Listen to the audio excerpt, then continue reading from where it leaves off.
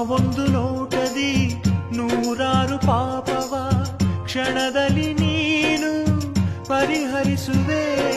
ಭಕ್ತರ ಮನದ ಭಕ್ತಿಗೆ ಒಲಿದು ಮುಕ್ತಿಯ ನೀ ಕೊಡುವೆ.